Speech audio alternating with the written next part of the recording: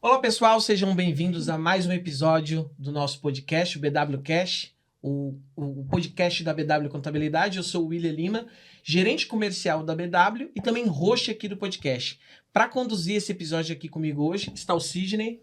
Olá pessoal, sou Sidney Cruz, um dos diretores da BW. Hoje estamos aqui com duas convidadas especiais, queridíssimas. Muito obrigado por terem vindo. Bom, está nos dando a honra de sua presença aqui no nosso podcast hoje, a Bruna Farinazzo e a Isabela Abreu. São sócias e são franqueadas do Colégio Maplebear, a unidade do Pacaembu. Vai bater um papo aqui com a gente hoje super descontraído e quem sabe você pode tirar muitos insights dessa conversa, muitos inputs para você aplicar no seu colégio. Então, eu quero inicialmente começar agradecendo a presença de vocês aqui. Bruna, Isabela, muito obrigado pela presença de vocês. Obrigada pelo convite. Para a gente iniciar aqui, eu queria ouvir um pouco da história de vocês. Aqui em off a gente já fez um bate-papo, né? A gente teve uns problemas técnicos aqui antes de começar. Então nós aproveitamos esse meio tempo para a gente se conhecer um pouco mais, conhecer um pouco delas como empreendedora, mas principalmente como pessoa, né? O dia a dia delas, a rotina delas. Tem algumas coisas que acontecem no dia a dia que são bem interessantes que vocês vão acompanhar aqui no podcast. Então, se vocês puderem, falem um pouquinho da história de vocês, como que vocês entraram na educação, enfim. E também como vocês conheceram, né? Então, sintam-se à vontade, meninas.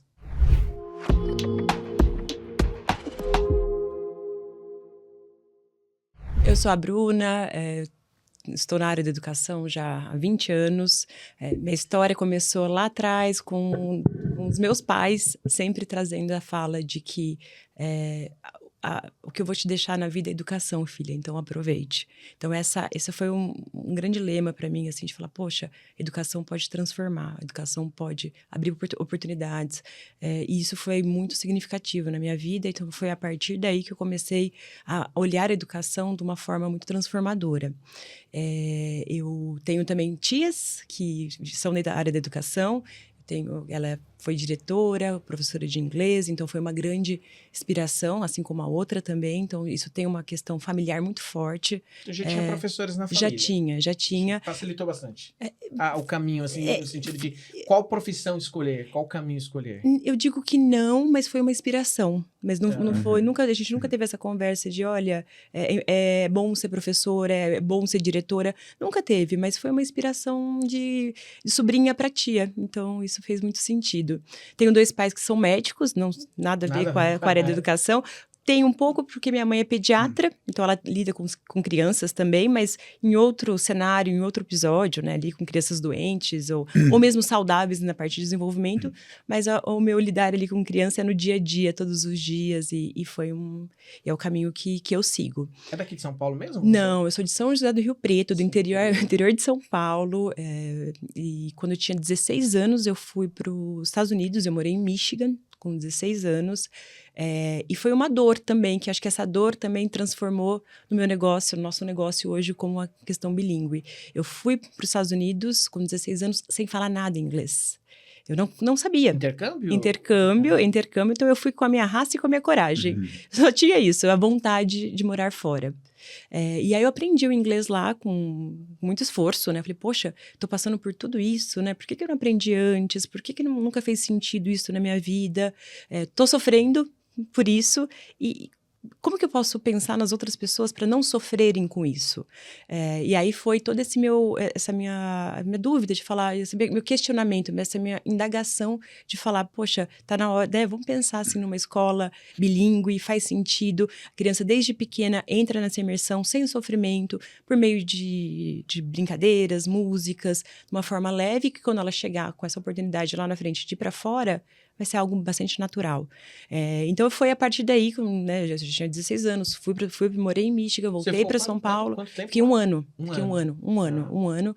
Muitas vezes pensei em desistir, né? Acho que por conta dessa dificuldade, com essa barreira com o idioma. Então, eu pensei muitas vezes em desistir, mas eu não desisti. Eu falei, não, eu vou até o final. Mas nesse tempo que você ficou lá e você retornou para o Brasil, já estava claro que você queria ser professora? Isso já era claro para você? Aquela experiência contribuiu para essa decisão? Ou isso aconteceu anos depois? Não, já estava claro que eu gostaria de ser professora, porque eu fui daquela criança também, da adolescente, que sempre a garagem de casa era a escolinha. Era a escola. Então, os primos eram os alunos. Então, isso já estava muito claro que eu ia para essa área. O que aconteceu foi que com essa experiência no meu intercâmbio, durante esse momento em Michigan, eu falei, poxa, faz sentido ser professora e também professora de inglês ou professora de uma rede, de uma escola bilíngue, né? Então, isso fez sentido para mim lá atrás. Perfeito, maravilha. E você, Isa? Bom, eu acho que sonho de criança, né? Quando criança já falava, brincava, quero ser professora, e eu acho que daí foi indo. Eu comecei a estudar inglês muito cedo, né? Então, assim como a Bru falou, os meus pais também falavam que educação era a única maneira de transformar a vida. E meus pais sempre trabalharam e eu gostaria também de ter começado a trabalhar cedo. E eu estudava numa escola de inglês. E aí eles me chamaram para começar a trabalhar lá, para fazer monitoria de inglês. Eu tinha 14 anos e quando meu pai falou, não, tudo bem, pode ir. Era no bairro da minha casa, era pertinho, podia ir a pé, voltar a pé. E foi aí que eu comecei, então, a trabalhar com educação, dando aula de inglês. Comecei com monitoria, fui crescendo. Meu pai é empresário, então ele dizia muito que eu deveria fazer direito, né? Porque ali na empresa dele ele tem ainda muitos advogados, mas eu não conseguia me enxergar nessa área, né? Enquanto os colegas da faculdade de direito falavam, eu vou ser promotor, eu vou ser juiz, e você? Eu pensava, puxa, acho que eu vou ser professora. E aí foi Seu pai era advogado? Não, ele é empresário. Empresário, Engenheiro, empresário. Tá. Mas ele tem muitos advogados na empresa, né? Tá. Por isso queria que você... Sim, exatamente.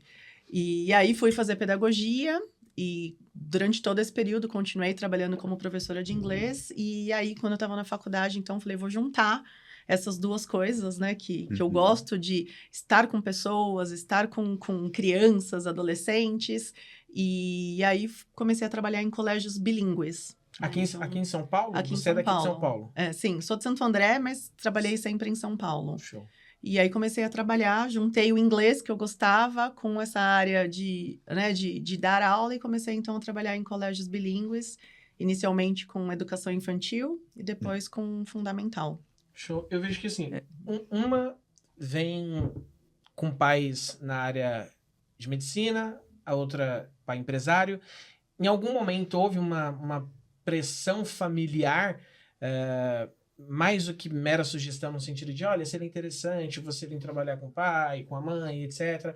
Mas aquela coisa de querer fazer com que o filho seguisse a mesma área, a mesma história profissional, ou sempre foi dado muita liberdade para vocês escolherem por qual caminho vocês queriam seguir? Como foi esse processo de decisão para vocês na parte familiar? Foi tranquilo, nunca tive essa pressão dos meus pais que precisaria ir para o caminho da medicina, da saúde. Então, eles deixaram muito aberto e quando eu fiz a escolha de pedagogia, da educação, tive muito apoio da minha família. Você é a mesma coisa? Não, para mim foi uma batalha, porque eu já estava ali estudando direito e como eu dava aula já, né, desde os 14 anos, quando eu falei, olha, quero largar essa faculdade para ir fazer pedagogia, a resposta foi, não vai, você já tá, você termina, e por que você vai fazer uma faculdade de pedagogia se você já é professora? Ele falava, não, mas é completamente diferente, eu dou aula de inglês, eu quero trabalhar com crianças, eu sempre gostei muito de crianças, né, eu sou a mais velha dos meus irmãos, dos meus primos, e sempre teve muita criança na minha casa, então eu gostava sempre ali de estar envolvida com todo mundo, gostava de criança e de velhinhos, né, de pessoas mais velhas, desse cuidado, então foi uma batalha, foi difícil na época, mas por fim eles aceitaram e aí a gente acabou mudando aí, né, no meu caso, e toda a nossa vida é baseada nisso hoje. Legal, o Bruno e Isabela. Quando vocês tomaram a decisão de seguir a carreira na pedagogia, quanto tempo depois vocês amadureceram a ideia, ou se foi durante o processo, para serem empresárias? O meu demorou bastante, assim, quando eu comecei a faculdade, logo já comecei a trabalhar em escolas bilíngues, já me encantei com todo esse universo, mas eu não pensava em ter uma escola, não pensava em ser empresária. O momento que eu falei, opa, é uma oportunidade, foi quando nós estávamos trabalhando na rede, já na Maple Bear, em 2009, como professoras, e eu vi toda essa estrutura. Então, tudo que eu aprendia na faculdade, enquanto metodologia, enquanto concepção de educação, eu vi na metodologia da Maple Bear. Eu falei, Certo. opa, isso me interessa, é sobre isso que eu acredito. E foi aí que eu falei, nós falamos, olha, vamos pensar juntas numa empresa, numa escola. Então, foi a partir daí. Eu nunca tive o sonho de Vocês empresário. começaram juntas em 2009, numa Maple Bear, é isso? Isso. E foram até que ano? Até seguir carreira empresarial? 2012 nós 2012. começamos a escola.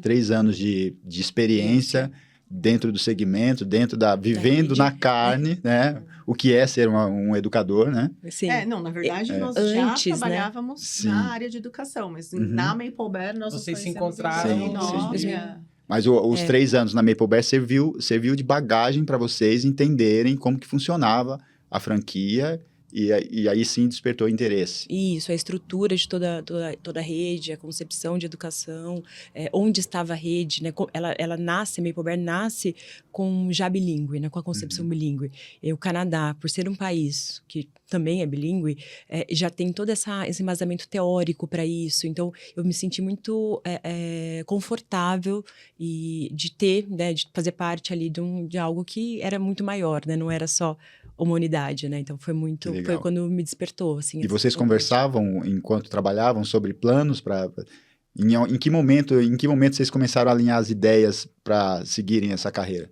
seguirem apostarem na franquia e serem empresárias? No começo não, né, Isa? Acho que no começo nós tínhamos, cada um trabalhava numa sala, em períodos diferentes, não tinha essa conversa. E no finalzinho do último ano, nós falamos, né, Isa, no segundo semestre, mais ou menos, do último ano. Depois de ver o resultado das crianças também, né, depois de um ano em sala de aula. Foi quando nós começamos a falar, cogitar de, por que não a nossa? Se a gente tem todo esse respaldo da toda a rede, nós temos o conhecimento acadêmico e pedagógico, formados em pedagogia, por que não termos a nossa escola? Vejam que é uma decisão para a vida toda, né? Uma decisão da sua vida, um momento crucial, porque você toma a decisão de sair da estabilidade, né? De um salário garantido, horário garantido, férias, 13º, Sim. E sair desse salto, dar um salto para apostar o patrimônio, colocar o patrimônio em jogo, sem saber se vai dar certo, né? Sim. E seguir. Sim. E vocês tomaram essa decisão 3 anos depois. E como é que foi? A família tiveram auxílio da família para dar conselho sobre investimento, sobre se era ao certo a franquia X ou a franquia Y, ou se era talvez abrir uma própria marca. Teve conselho da família? Vocês buscaram aconselhamento profissional? Como que foi para tomar essa decisão? Olha, no meu caso, não. Foi na raça. Tanto porque meus pais, eles são médicos, eles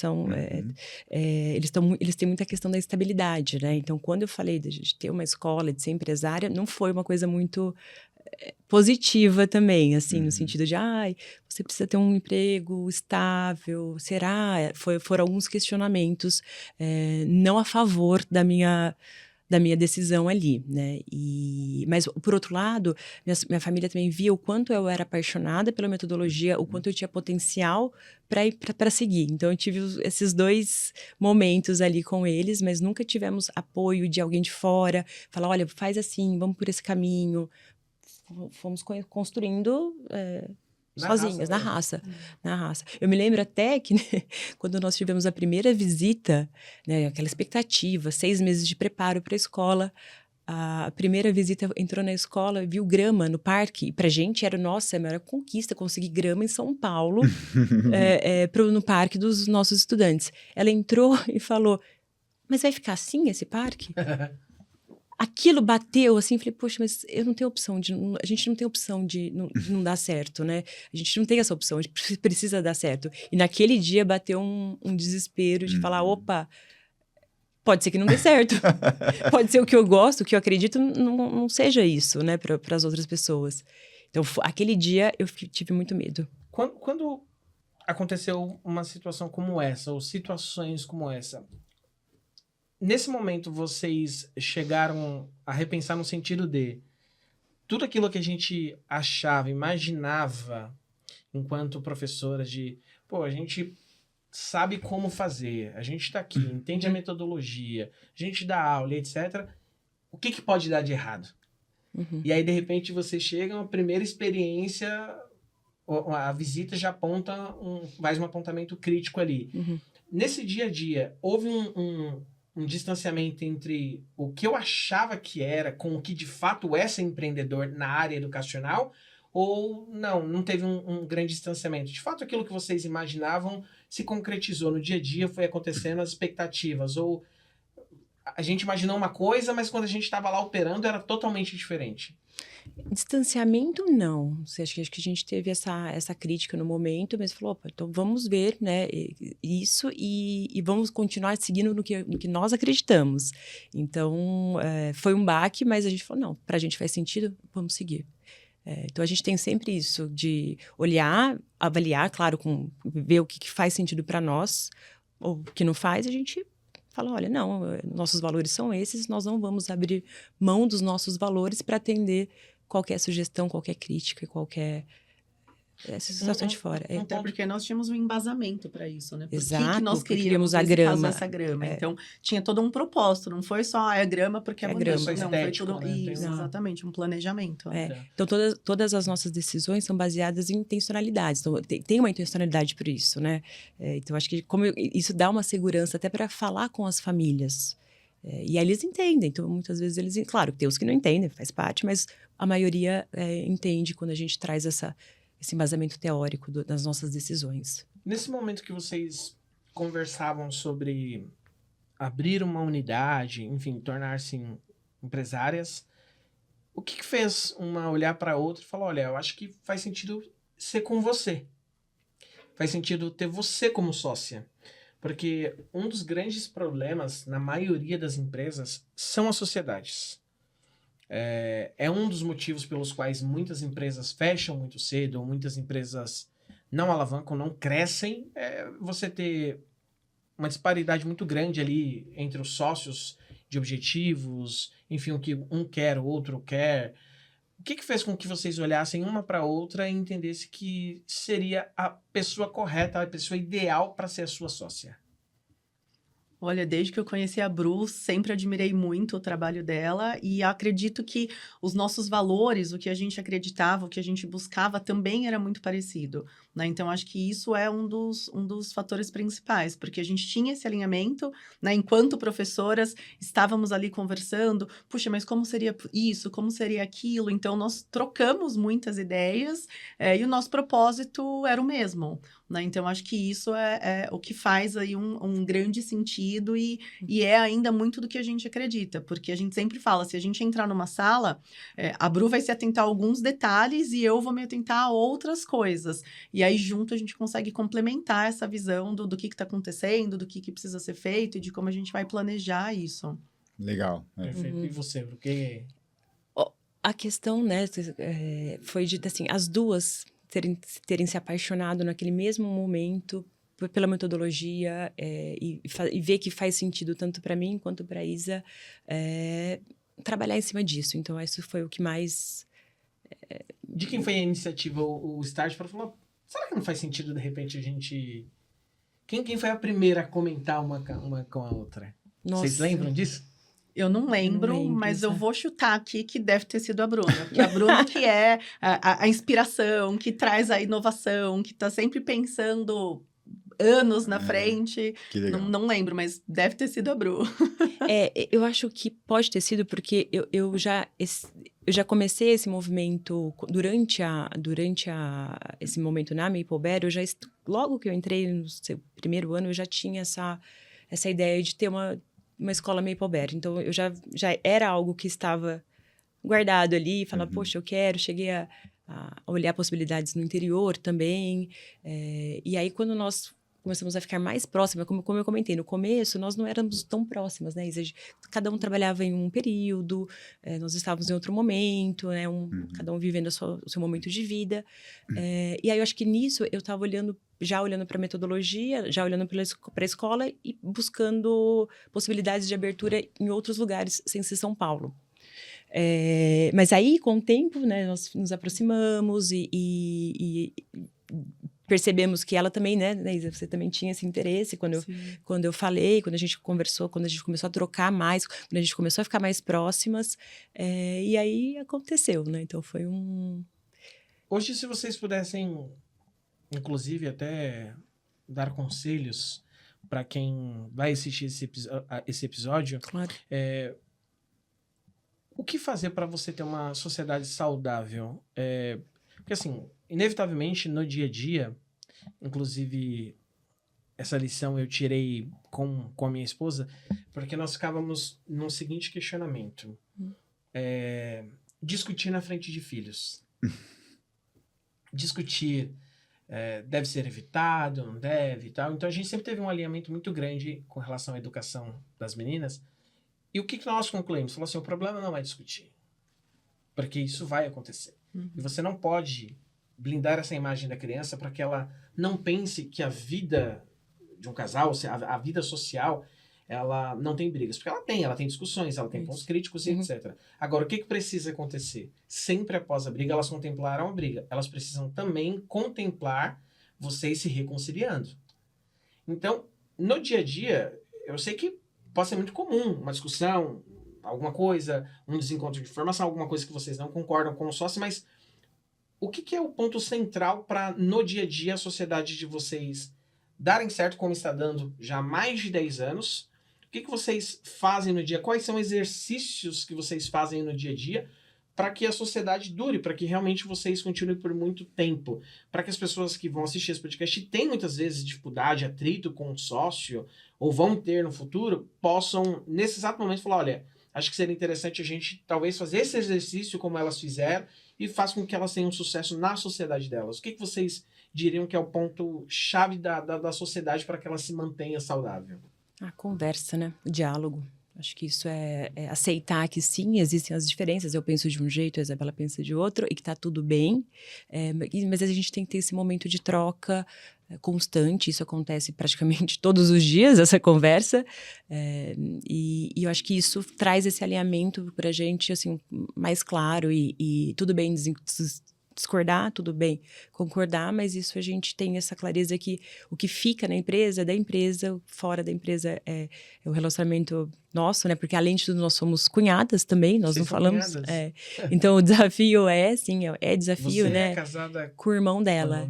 Então nós temos o desafio também, né? Além de sócias, nós temos uma relação de parentes, né? De família. Você já era casado com o irmão dela quando trabalhavam juntas ou isso aconteceu depois? Aconteceu durante o processo. Olha durante aí, o processo.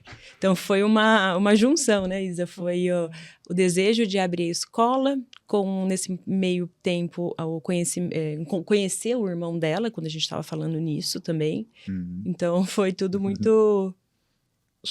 Só torna mais desafiador. Mais desafiador. A sociedade e a família, né? São dois tipos de sociedade, né? Sociedade familiar e a sociedade empresarial. Isso. Você veio do interior para São Paulo por questões profissionais ou teve alguma outra motivação para sair do interior para cá, para São Paulo? Faculdade, sim. Eu vim para estudar e nunca mais voltei. Não, nunca mais, porque eu já comecei a estudar e já comecei a trabalhar logo no primeiro ano da faculdade e aí nunca mais parei, né? Então, 26 anos em São Paulo. Aproveitando o fato de que você mencionou que é casado com o irmão da Isa, fala um pouco sobre vocês enquanto pessoas fora da escola. São casadas, têm filhos. Me fala um pouco de vocês como pessoa, porque aqui no off a gente conversou um pouco sobre isso.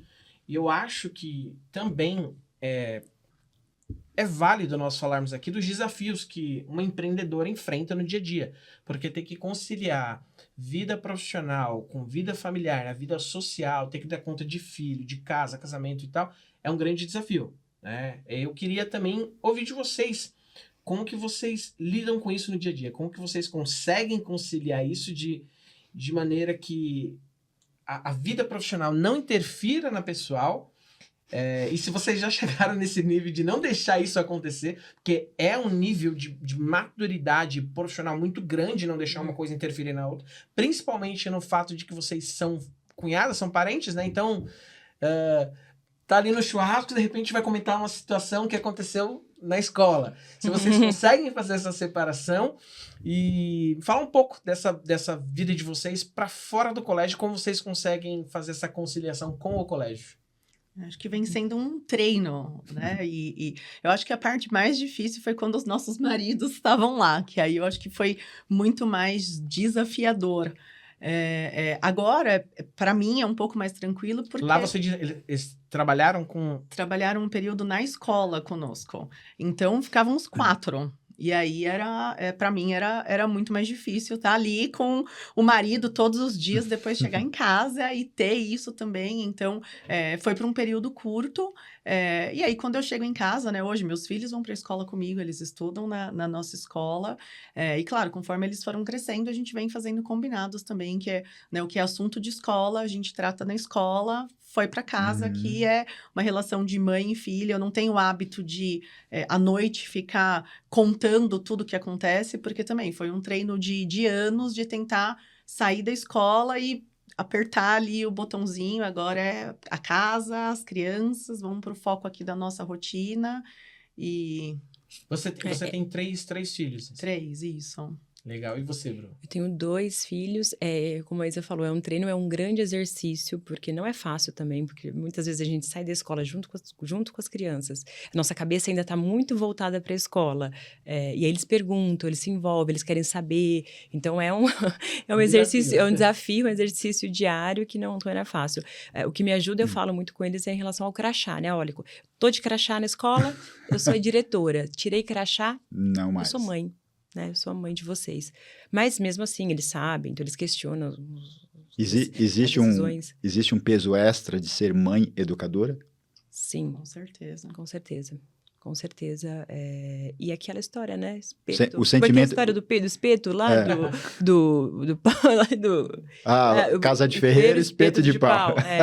Sim. Certo. E é um desafio porque... É real, né? É humano. Existe um certo sentimento de eu não posso falhar como mãe porque sou educadora? Existe. Eu não sei, eu acho que toda mãe deve ter esse sentimento de que não posso falhar, né? Então, mas e a mãe educadora? O peso eu penso que o peso ainda... É maior, né? Porque nós estamos falando ali de uma comunidade ali que tem um professor, você orienta como fazer. Eu quero ver você fazendo. Na prática. Como é que você É legítimo. É legítimo. Quando vocês começaram, e aí chegaram nesse momento de abrirem a franquia, iniciarem, etc. Vocês operavam? Vocês eram professoras no próprio colégio ou desde o início já ficaram como gestoras? Como gestoras, mas operando, né? Não em sala de aula ali diretamente como professoras, mas toda a parte administrativa, né? De receber as visitas, de depois acompanhar o período de adaptação, entrar em sala. Então, no começo, desde o começo, né? Eu ali na parte mais administrativa e a Bruna nessa parte direto de lidando com as famílias, né? Do relacionamento das famílias. Legal. William, vamos entrar um pouquinho na linha do tempo, desde da decisão de vocês de se tornarem professoras numa escola bilíngue, franqueada, até o ponto da decisão, e quanto tempo levou o processo para vocês se desligarem do vínculo empregatício e serem empresárias. Vocês disseram que começaram em 2009, na franquia, né? Olharam para o modelo de negócio, se interessaram, se comunicaram, viram que deu match como sociedade. Em 2012, eles tomam a decisão de sair de lá, de se desligar. E conta pra gente quanto tempo levou mais ou menos entre tomar a decisão de sair de lá, de começar a pensar no negócio, de conversar com a franquia. Não vamos, logicamente, falar de números aqui, nem dados em questão de sigilo, né? Mas conta pra gente, só pra gente traçar uma linha do tempo, porque o nosso público provavelmente se interessa por esse tema, né? Quem quer começar ou quem quer mudar, talvez, de uma escola convencional para uma franquia ou ampliar investimentos e tal. Conta pra gente como foi. Em 2012, vocês tomam a decisão de sair, começam a conversar com o pessoal da rede, né? Tomam ciência de valores, de prazo, de contrato. Quanto tempo levou entre sair, se desligar do vínculo empregatício e inaugurar um prédio para começar as aulas como empresários? 6 meses. Só 6 meses. Foi uma decisão muito rápida. Certo. A decisão entre decidido e até fechar o contrato, 1 mês. Certo. E preparar 6 meses preparar o construir a imóvel. escola. Sim, preparado. Buscar um local. O local vocês já tinham escolhido ou tinha. foi a franquia? Foi a franqueadora que escolheu? Não, nós escolhemos. Existia ali a possibilidade, quando nós entramos na franquia, de escolher o bairro, né? A localização. Tá. Mas o imóvel, como seria, isso foi tudo da nossa responsabilidade. E escolher a zona oeste de São Paulo foi uma opção de vocês ou eles abriram a carta para vocês? Ó, tem isso disponível? Tem isso disponível, mas a decisão... Aí vocês escolheram temos a zona oeste de São Paulo. Então, em 6 meses, vocês conseguiram preparar o prédio para inaugurar? Sim. Inauguramos com 30 estudantes. Inauguraram em janeiro de... Começaram com 30? 2013. Em janeiro de 2013, eles inauguraram, já com 30 alunos, começaram com 30 alunos. 35, né? Isa? 35. Tá.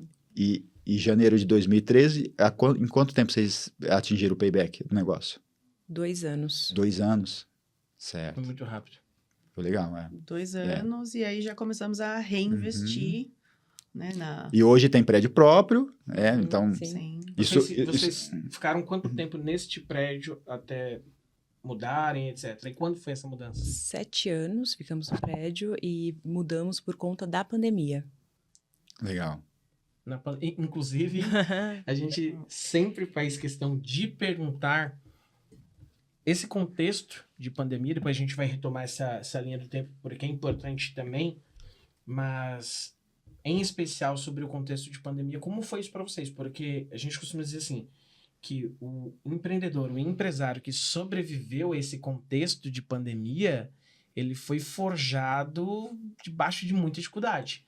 Sim. Porque foi muito desafiador para todo mundo, muita empresa fechou nesse contexto, muita empresa não conseguiu segurar, e principalmente a escola, porque naquele momento, acredito eu, que não existia uma tecnologia tão de ponta para você trabalhar esse modelo de EAD para escolas regulares. Você tinha muito EAD, mas muito focado para superior. E aí, de repente, você tem que pivotar todo o negócio quando, olha, agora a gente vai ter que trabalhar dando aulas à distância, e como que fica isso? E outra coisa, como que gerencia os alunos, né? Tá todo mundo ali acompanhando ao vivo, mas essa integração entre os alunos, como que foi isso? Como foi sobreviver a esse momento para vocês? Eu não sei nem se tecnologia de ponta é a resposta, porque quando a gente trabalha com educação infantil, o online não faz muito sentido, né? Porque uma criança pequena, ela não consegue se desenvolver ali sozinha, ela não pode ficar sozinha na frente de um computador. Ela precisa também de um adulto ali auxiliando, apoiando, mostrando como que faz. Então, para a educação infantil não faz muito sentido. Acredito que não atinge o meio-fim, que é... Não atinge, né? Porque principalmente nessa idade, a gente está buscando, para todas elas, né? O desenvolvimento integral, né? A gente fala muito também, Roberto, do desenvolvimento holístico, que é a parte acadêmica, claro, mas também com o social, com o emocional e com a física. Então, pelo online é muito difícil de fazer esse desenvolvimento, porque muitas das crianças, né, das crianças que vêm para a nossa escola, é o primeiro ingresso escolar, é o primeiro contato com outras crianças, com outros adultos, que se não os cuidadores de casa. Então, foi difícil, acho que para todo mundo foi difícil, para a escola foi difícil, para os pais também foi difícil por conta disso. Os pais também precisavam trabalhar, e como que eles faziam para estar ali fazendo aula online, né? Porque a gente mexe com tinta, com... e em casa fica tudo mais complicado, difícil, né? Legal. E nesse momento que vocês fizeram, a Bruna até tinha comentado, que desde o início vocês já olhavam para a Mapleberry, já via o modelo, se encantaram com aquilo muito cedo, e até perguntei aqui em off, o que levou vocês à decisão de entender que faria sentido ser franqueada de uma rede conhecida mundialmente, ao invés de abrir uma marca própria. Falou, olha, vamos... Porque, assim, a experiência bilíngue vocês já tinham. Então, todo o conhecimento pedagógico, bilíngue e tal, vocês já tinham. Mas optaram por entrar como franqueados em uma rede, ao invés de começar com uma marca própria. Como foi esse processo de decisão para vocês? Isso foi sempre, desde o início, já decidido? Em algum momento vocês cogitaram iniciar uma marca própria, ao invés de ser uma franqueada? Como que vocês decidiram isso? Olha, até falando um pouquinho voltando na pergunta sobre a pandemia, durante a pandemia também eu tive certeza que a nossa escolha foi muito boa em relação a estar numa rede. Porque eles deram muito suporte na parte das aulas online e teve um olhar muito forte, porque já todos trabalharam ali para conseguir colocar os nossos alunos 100% online. Então, já foi um momento que eu falei, nossa escolha foi certeira, né? E nós tivemos casos de sucesso de alfabetização durante o período online. Nossos alunos do fundamental fizeram todos os dias aulas. Então, a gente teve um trabalho muito de formiguinha, junto com a central, junto com as famílias, junto com os professores. E o nosso case ali na parte do fundamental, e final da educação infantil, a partir de 4 anos, nós tínhamos até o Year 2 na época, segundo ano, foi um grande sucesso. Inclusive, nós recebemos matrículas nesse período do Year 2, né, do ensino fundamental, por conta da toda a estrutura que nós demos de suporte durante o período de pandemia da escola. Então, foi muito bacana. Assim, ali, naquele momento, eu falo, poxa, mais uma decisão que a gente fez que eu falo, foi muito boa. Foi acertada. Foi acertada. Foi acertada. E hoje desculpa, pode ir. E assim, e aí quando a gente fala, né, de rede, eu comentei com você ali atrás, olhar para a rede, olhar que o que a gente faz aqui não é só nosso, nós não estamos sozinhos no que nós estamos fazendo. Tem muitas escolas ao redor do mundo fazendo e de formas diferentes. E essa oportunidade de poder compartilhar o que a gente faz, trocar experiências, isso traz um sentimento de pertencimento muito forte e de constante evolução, né? A gente não está sozinho, a gente está sempre buscando, sempre colaborando, compartilhando. Então, isso traz uma visão muito forte ali de futuro, né? Então, quando eu vejo educação, eu vejo futuro. Então, isso fez muito sentido para mim. Vocês mudaram de prédio no contexto de pandemia. Uhum. Na verdade, nós tínhamos 2 unidades, né? Temos ainda 2 unidades, mas justamente, né, falando desse crescimento, do payback, como nós crescemos também muito rápido, o prédio em que nós estávamos não comportava mais. Então, por isso que nós acabamos comprando um outro prédio, né? Construímos compramos o terreno, tinha uma casa, demolimos a casa, construímos o terreno. Então, nós já estávamos com 2 unidades, né? Uma mais pro fundamental, ali desde 2019, né? E essa outra do infantil. E aí, quando veio, né, a pandemia, nós mudamos o infantil também para essa mesma... porque ficavam em... quarteirões diferentes. Isso, em quarteirões diferentes. E aí, na pós-pandemia, nós mudamos. Então, estamos na mesma rua. Mesma calçada. Mesma calçada, 90 metros de distância. Então, melhorou muito, né, para nós, a nossa logística das famílias, porque nós estamos ali muito próximos. Por mais que fosse próximo antes também, a gente ia de carro, né? Porque ali no Pacaembu a gente tem bastante subida e descida, e agora não, a gente está muito próximo, né? Então, Legal. Essa mudança foi muito positiva nesse sentido. Nesse contexto que vocês fizeram esses investimentos, foi no contexto da pandemia, onde havia uma insegurança, principalmente econômica, muito grande sobre o que seria dali para frente. Sim. Não passou em algum momento pela cabeça de vocês de vamos segurar, olha, eu entendo que exista uma necessidade, mas não sei se de repente é o melhor momento para a gente fazer esses investimentos, uma vez que é tudo muito incerto. A gente não sabe como economicamente vai ficar daqui para frente, etc. Ficou alguma insegurança nesse momento que vocês decidiram fazer essas ampliações? Olha, eu acredito que com a pandemia todo mundo ficou inseguro, né? Porque ninguém sabia ali o que ia acontecer pós-pandemia. Mas a questão é que nós sempre acreditamos e continuamos lá, continuamos crescendo, continuando buscando reinvestir, investir, dar continuidade nas turmas, né? Porque na nossa unidade nós temos até o Year 9.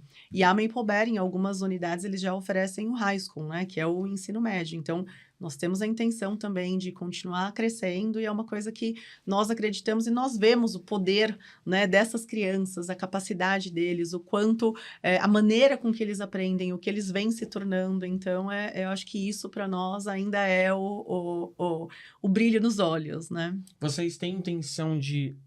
Hoje é até o fundamental. Vocês têm a intenção de ampliar para médio ou não? Sim. Sim, fazer toda a educação. Toda a educação completa. Hoje quando um aluno ele entra para o colégio de vocês, provavelmente ele entra infantil. Vocês têm berçário também? Ou não? Um ano e meio. A partir de um ano, né? Desde que esteja andando. Ou seja, você vê uma criança entrando com um ano e pouquinho, pequenininha. Normalmente, eu acho que esse ciclo acompanha ele até o final do fundamental. Ou seja, você vê uma criança que já sai de lá praticamente um adolescente. Como que é para vocês contemplar esse crescimento da criança e você saber que você fez parte do desenvolvimento sobre várias áreas daquela criança? Como que é para vocês isso, enxergar esse crescimento dela? Que eu acho que, bom, não sou da área pedagógica, mas eu acredito que isso é o brilho no olho de um dono de uma escola, né? De um mantenedor de uma escola. Acho que é o brilho no olho poder contemplar isso. Queria que vocês falassem um pouco da experiência de vocês quando acontece isso. É emocionante. A gente olha para os nossos alunos hoje do 9º ano, ou do 8º, do 6º também, e saber que eles começaram com a gente com fraldas, andando ali, pequenininhos, se desenvolvendo, e hoje estão cada vez mais desenvoltos e sabendo se posicionar, tomando decisões, tendo inglês fluente, né? Isso que é um ponto, por ser uma escola bilíngue, a gente vê esse resultado do bilinguismo de fato, ganhando Olimpíadas. Então, isso pra gente é muito confortável, assim, a gente fala, poxa, estamos no caminho certo, né? E um grande orgulho pra gente. Pra vocês, qual é o sentimento de ver tudo isso acontecendo? É um sonho tornando realidade, né? Porque foi isso que a gente estudou, foi para isso que a gente se preparou, vendo os alunos, né? Aí, como a Bru falou, como rede, né? Vendo os alunos da Maple Bear que se formaram já no ensino médio, a pergunta não é, em qual você passou? A pergunta é, em qual você escolheu? Né? Porque a gente vê isso, que os alunos, eles não vão lá, em qual passar eu vou, não, eles escolhem qual eles querem, eles estão sendo aprovados nas melhores universidades, né? Então, isso dá mais certeza ainda e de acreditar e saber o quanto a gente tem que pensar a longo prazo também no futuro da nossa humanidade, né? E o quanto essas crianças e esses adolescentes estão sendo preparados para questionar, para trazer novas soluções, para se comunicar, né? A gente sempre fala, quando a criança é pequena, a gente fala, entrou na escola, fala, pode ser mais tímido ou pode ser mais extrovertido. Nosso papel é ensinar essa criança a se comunicar, né? Então, tudo isso que a gente vem trabalhando desde que eles eram bebês, e a gente vê hoje, né? Esses alunos se posicionando, e toda essa questão do respeito, do acolhimento, né? Quando nós participamos também de outros eventos da rede, todos sempre falam muito bem dos nossos alunos, de como eles são respeitosos e educados, né? Então, isso tudo é gratificante. É gratificante, enche o nosso coração. Legal. Vocês tinham comentado sobre do porquê a decisão foi ser uma franqueada de uma rede conhecida mundialmente. Um outro ponto de reflexão aqui é que eu acho que assim, vocês estão numa região classe média alta.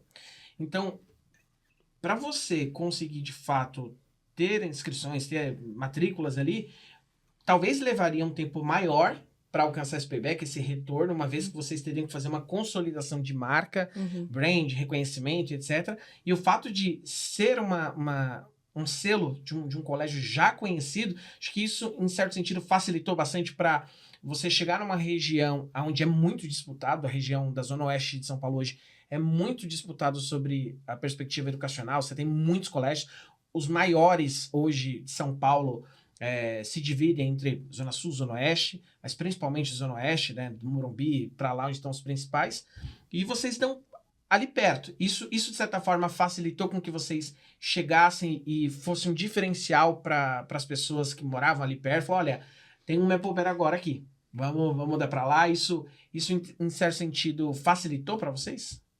Não. Eu não sei, eu acredito que, pelo menos ali do nosso público, eu acredito que foi muito mais nós Boca a boca. do que, sim, mas muito mais o nosso trabalho. E aí, claro, isso foi reverberando para, né, outras famílias, como a Bru falou, do boca a boca, mas até hoje é assim, né? A gente ainda escuta. Existem muitas unidades, mas nós estamos aqui por conta do trabalho de vocês, por conta do que vocês fazem, então... Tanto porque quando nós entramos, não se falava em Maplebear, né? Em 2013 era muito pouco, né? Era muito incipiente, era muito no início. Então não estava como está hoje. A gente não tinha 200 escolas no Brasil como tem hoje. Eram 10, 12 escolas. Eu acho que vocês estão entre os primeiros franqueados. Sim. Então, não foi sobre isso, né? Hoje, talvez tenha esse reconhecimento de marca. Na época, não. Nós construímos ali no dia a dia mesmo, com o nosso trabalho, com os nossos reconhecimentos das famílias, do entorno da nossa comunidade. Você pegou num ponto que eu acho extremamente importante. A marca, obviamente, ela contribui, mas naquele momento não era o diferencial, era a forma com que vocês conduziam, e isso abre um precedente para uma outra informação, que é cultura.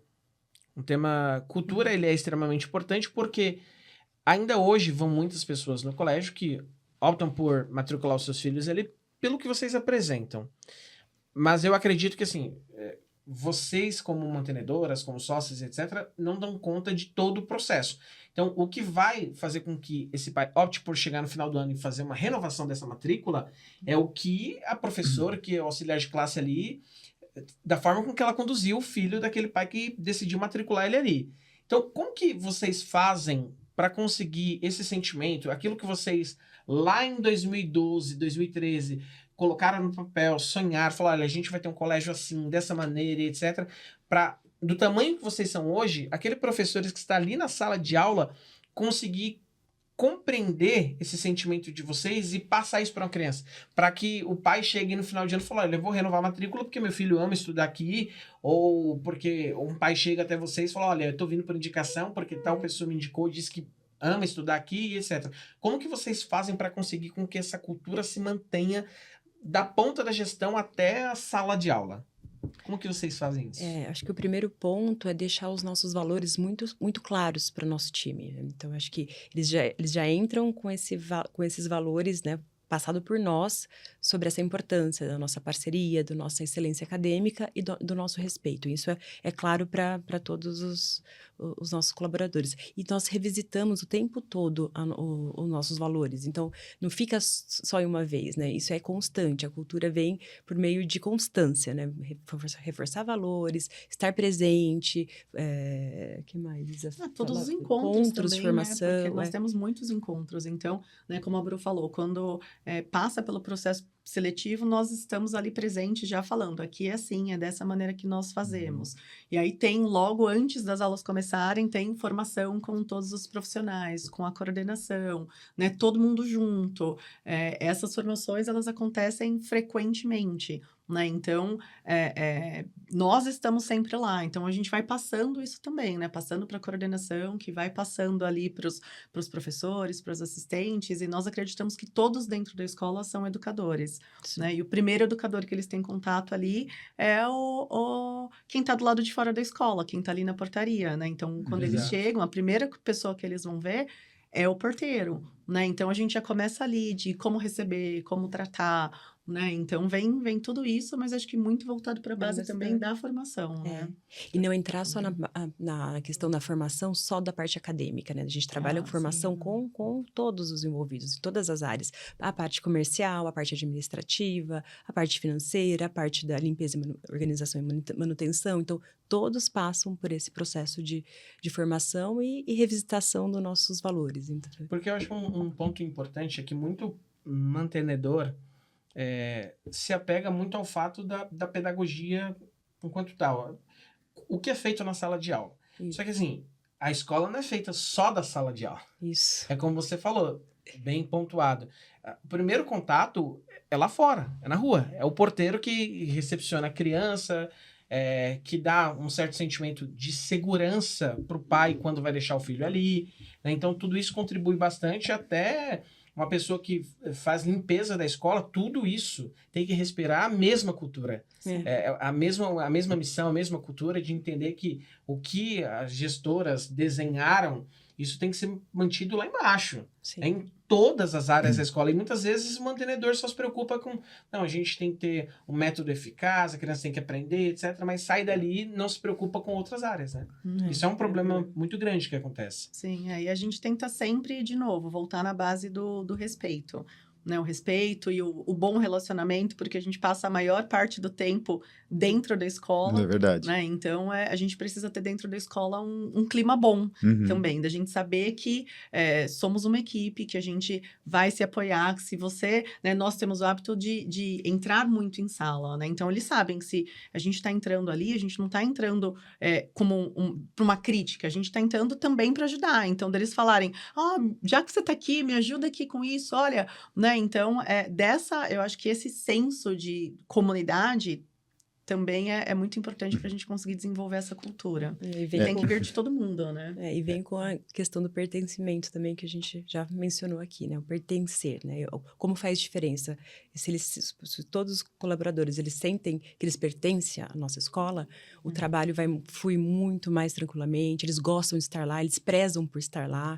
Então, traz um desenvolvimento profissional muito forte ali dos nossos colaboradores. É interessante que essa nossa atividade de educação, a finalidade dela é educar, é formar caráter, né? Mas pouca gente sabe o que está por trás de tudo isso, né? Para que tudo isso funcione, né? Sim. Desde o início do projeto de vocês, de contratarem franquia, de saber se o orçamento ia dar, se ter expectativa do crescimento, dar certo, chegar onde chegaram. Mas, e nos bastidores, a administração disso, ter suporte de assessoria, ter suporte de consultoria, isso foi um desafio para vocês também? Ou escolher a assessoria correta, a contabilidade, o seu corpo jurídico foi fundamental também? E se vocês que tomaram essa decisão em conjunto ou tiveram auxílio da família? Foi difícil, acho que principalmente no começo. Nós acreditávamos muito nessa assessoria, né? Mas no começo nós não tínhamos.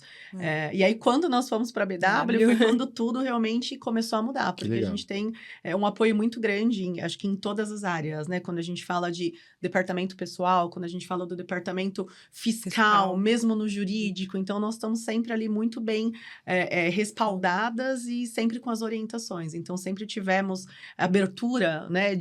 Porque, claro, nós também continuamos aprendendo, estamos sempre em aprendizado. Então, puxa, e aí, BW, esse é o caminho? É isso mesmo? Né? Então, temos sempre uma resposta muito pronta ali de como seguimos, esse é o melhor caminho, existem outras opções. Então, mudou bastante desde que... fundamental, né, Isa? Fundamental. Vocês se dedicarem à parte pedagógica, vocês precisam ficar tranquilas que está sendo bem conduzido o outro lado, que é fundamental, né? Que é a parte administrativa. Legal, bacana.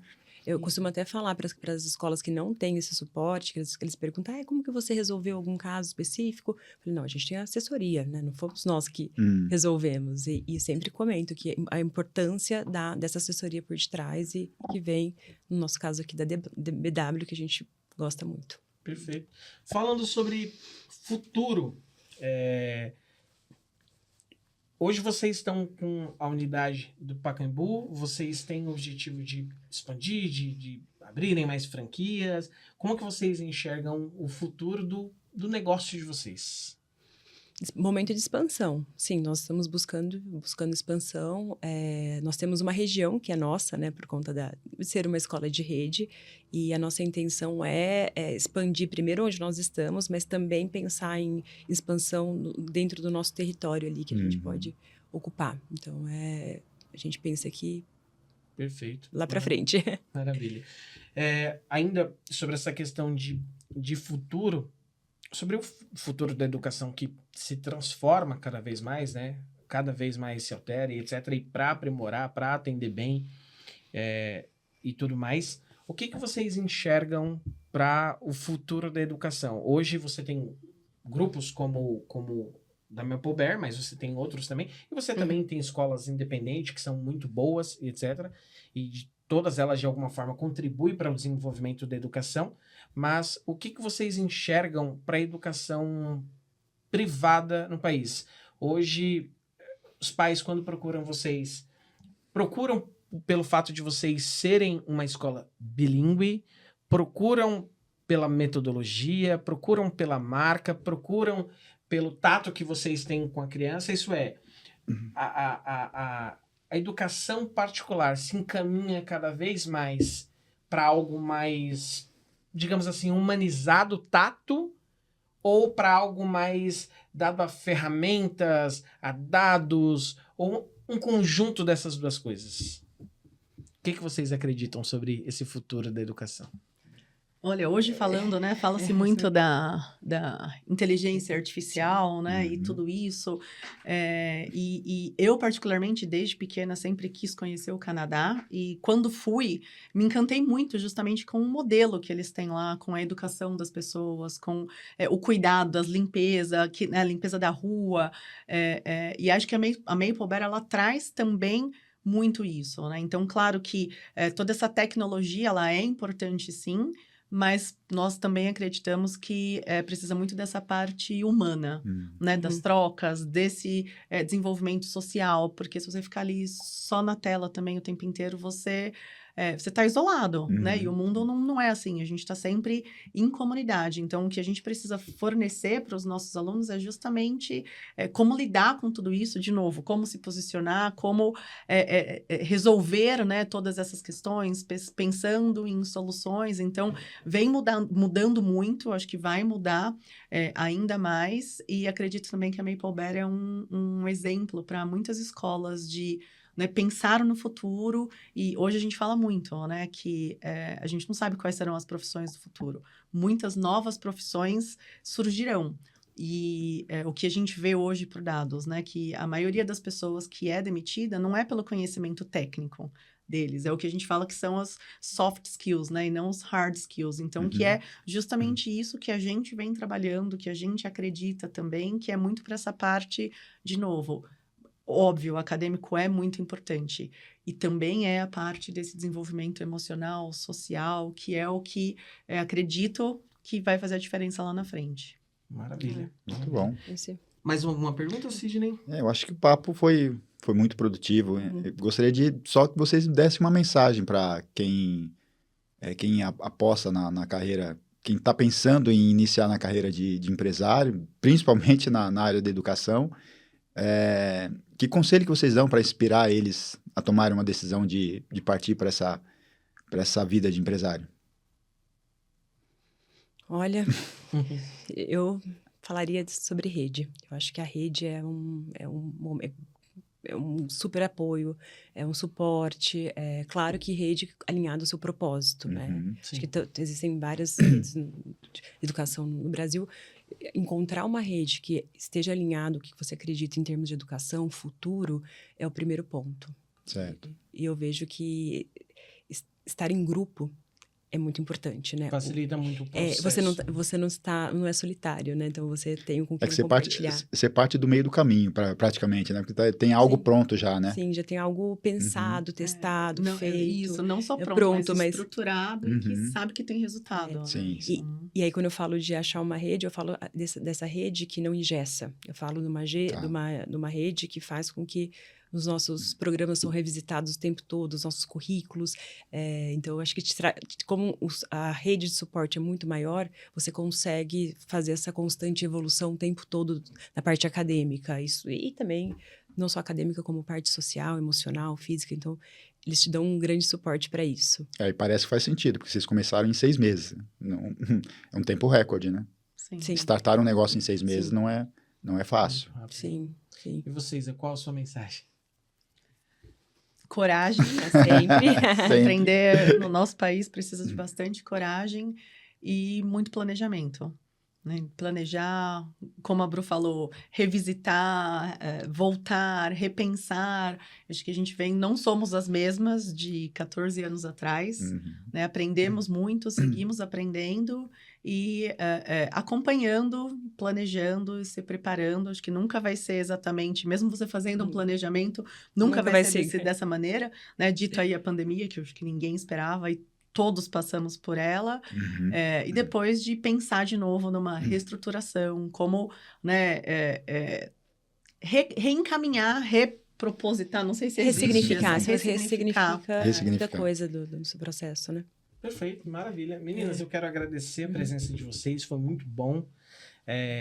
Quem assistir esse episódio, eu tenho certeza que vai ser impactado de maneira muito positiva. Nós conversamos aqui, ouvimos história de pessoas que atuavam como pedagogas e optaram, né, por empreender.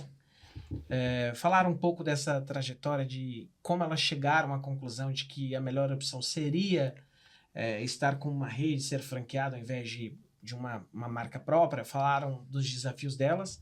Espero que isso, para você que vai assistir esse episódio, possa contribuir muito com a sua decisão. Então, meninas, eu quero agradecer, foi muito bom. Espero que tenha sido bom bate-papo para vocês e eu agradeço muito a presença de vocês. Agradeço em nome da BW também. Muito obrigado pelo tempo de vocês, pelo bate-papo gostoso. Muito obrigado. Muito obrigada. Nós que agradecemos, gostamos muito desse bate-papo. Espero que tenha contribuído, né? Demais. Sem dúvidas. Obrigado. Obrigada pela parceria também dos últimos e dos próximos anos. Muito obrigado.